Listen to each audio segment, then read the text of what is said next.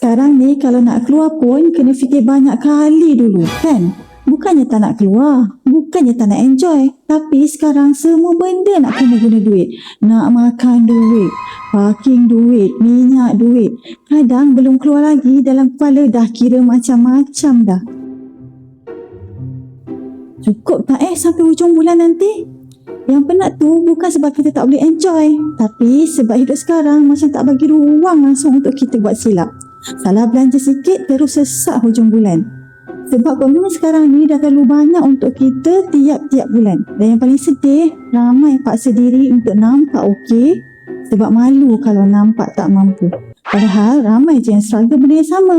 Jadi sekarang ni bukan cerita tak kuat bekerja, tapi cerita pengurusan kewangan dan penat hidup dalam tekanan duit yang tak pernah habis. Jom kita tenang-tenang belajar ilmu kewangan sama-sama. Nak tenang, follow Kek Wah.